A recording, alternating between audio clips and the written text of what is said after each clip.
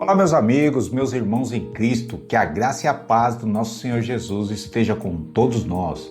Eu sou o Sermão em Cristo, presbítero Marcos Souza, e hoje estamos dando continuidade à nossa leitura bíblica do livro de Mateus. Estamos já no capítulo 7, onde está se findando o Sermão do Monte ou o Sermão da Montanha, como você preferir. Lembrando que esse sermão é um dos fatores principais do Evangelho de Jesus, onde se compõe todos os seus principais ensinamentos.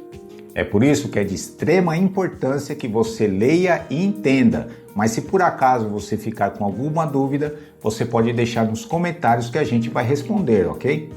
Também deixa aí aquele like e você que não é inscrito, se inscreva no nosso canal, você não precisa pagar nada por isso. Então corre, pegue já a sua Bíblia, seu caderninho de anotação e bora para a leitura.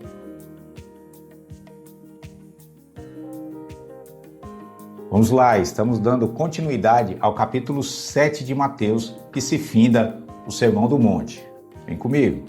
Mateus capítulo 7. Não julgueis para que não sejais julgados, porque com o juízo com que julgares, sereis julgados, e com a medida com que tiveres medido, vos hão de medir a vós. E por que reparas tu no argueiro que está no olho do teu irmão, e não vês a trave que está no teu olho? Ou como dirás a teu irmão, deixa tirar o argueiro do teu olho, estando uma trave no teu? Hipócritas, tira primeiro a trave do teu olho, e então cuidarás de tirar o argueiro do olho do teu irmão. Hoje em dia, muitos usam essa frase, não julgueis para não seres julgados. Mas será que é isso mesmo que Jesus estava querendo dizer? Se analisarmos com calma todo o contexto, nós veremos que Jesus não está proibindo de julgar o seu irmão, não. Quando ele diz para tirar primeiro a trave do teu olho, isso implica que a segunda situação seria julgar o seu irmão. Mas a verdade é que Jesus está ensinando que nós não devemos ser hipócritas de estarmos cometendo os mesmos erros e julgando as pessoas. Por isso que ele diz que primeiro nós devemos tirar a trave dos nossos olhos. Em primeiro lugar, nós devemos olhar para os nossos erros e consertá-los. Somente então, depois, é que você pode julgar, no caso, ajudar o seu irmão nas falhas que ele estiver cometendo. Verso 6. Não deis aos cães as coisas santas, nem deiteis aos porcos as vossas pérolas, para que não as piseis e, voltando-se, vos despedacem. As pérolas aqui em questão são o conhecimento da palavra de Deus, aonde nós não devemos lançá-la a pessoas que não querem ouvir, a pessoas que só querem debater, porque essas pessoas já têm a sua opinião formada. Gastar a sua energia e o seu conhecimento com pessoas que não darão frutos, isso é lançar pérolas a porcos. Verso 7. Pedi e dar-se-vos-á, buscai e encontrareis, batei e abrir-se-vos-á. Porque aquele que pede recebe, e o que busca encontra, e o que bate se abre. Aqui Jesus está dando as 3 fases para se receber o milagre: pedir, buscar e bater.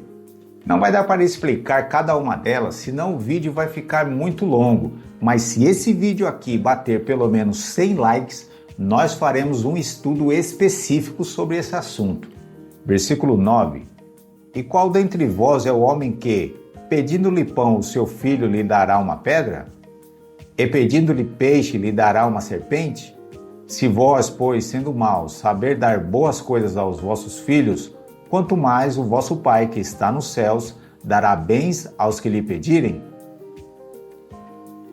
Portanto, tudo o que vós quereis que os homens vos façam, fazei-lo também vós, porque esta é a lei e os profetas. Deus nos dará muito mais do que pedimos ou pensamos. Então o segredo do pedir, buscar e bater está em fazer aos outros aquilo que você quer receber nessa terra. Aqui nós vemos claramente a lei da semeadura. Tudo o que você plantar, você vai colher. Versículo 13.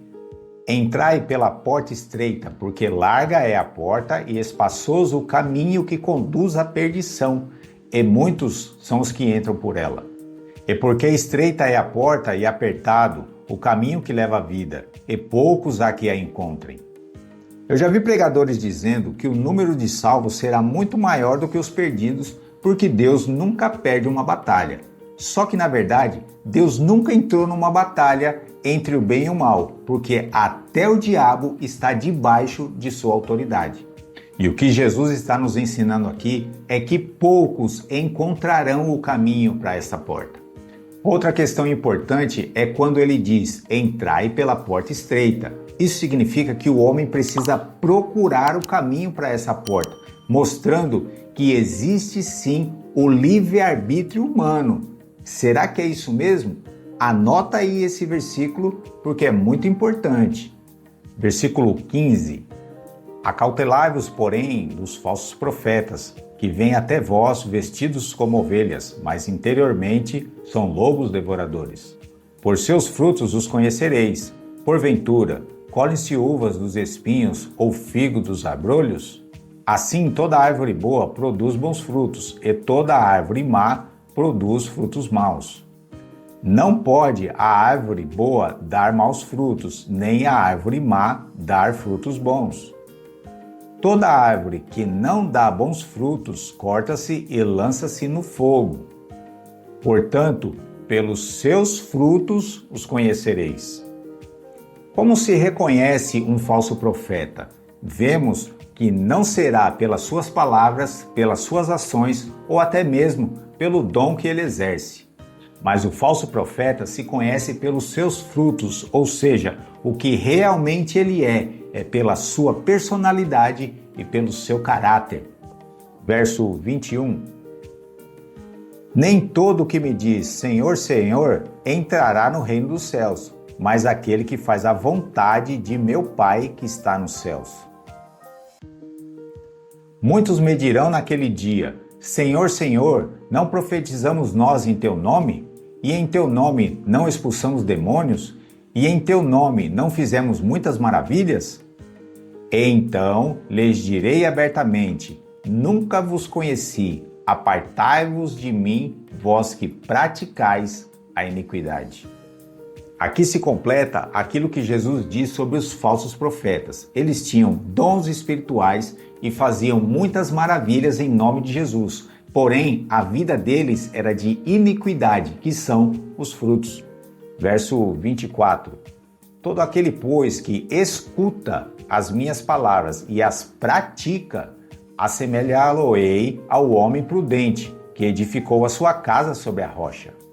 E desceu a chuva, e correram os rios, e assopraram ventos, e combateram aquela casa, e não caiu, porque estava edificada sobre a rocha. E o que ouve essas minhas palavras e as não cumpre, compará-lo-ei ao homem insensato, que edificou a sua casa sobre a areia. E desceu a chuva, e correram os rios, e assopraram os ventos, e combateram aquela casa, e caiu, e foi grande a sua queda. Vemos então que os dois grupos ouviram. Isso não quer dizer que Jesus estava se referindo a pessoas que nunca ouviram a sua palavra, mas a diferença está naquele que ouve e pratica as palavras de Jesus. Aqui também mostra que as provações virão sempre em três fases: a chuva, o vento e os rios. As chuvas atingem o telhado, os ventos as laterais da casa e os rios os alicerces da casa. Isso nos mostra que as provações nos atingirão por todos os lados. E casa edificada sobre a rocha, isso significa que são os seus alicerces que tocaram lá na rocha. Ele é bem profundo que tocou lá na rocha. Um pedreiro sabe perfeitamente o que a gente está falando aqui. Já os alicerces rasos é semelhante à pessoa que construiu a casa na areia ou no aterro. Versículo 28. E aconteceu que, concluído Jesus este discurso, a multidão se admirou da sua doutrina, porquanto os ensinava com autoridade e não como os escribas. O Sermão do Monte nos mostra uma teologia completa do que realmente é o cristianismo. Se cada um dos ensinamentos e doutrinas que Jesus nos ensinou nós colocarmos em prática, nós seremos seres humanos perfeitos. Porém, nós sabemos que é impossível se cumprir tudo aquilo que está registrado aqui. Do mesmo modo que o povo de Israel no passado, que vivia debaixo do jugo pesado da lei, onde nem os escribas, nem tampouco os fariseus conseguiam cumprir a lei. Isso mostrava que o mundo precisava urgentemente de um Salvador, de alguém que os livrasse da lei e do pecado. E esse é o motivo que Jesus precisou morrer em nosso lugar, para nos salvar da lei e do pecado, ou seja, daquilo que nós não conseguimos cumprir. E é isso aí, chegamos ao final de mais um capítulo. Agradecemos primeiramente a Deus por essa oportunidade e também a você de ter tido a paciência de ficar conosco até o final. Compartilhe esse vídeo com seus amigos, pois quanto maior for o número de pessoas que estiver acessando a leitura da Bíblia e principalmente entendendo aquilo que está lendo, nós poderemos mudar o cenário fraudulento do evangelho que é pregado no Brasil hoje.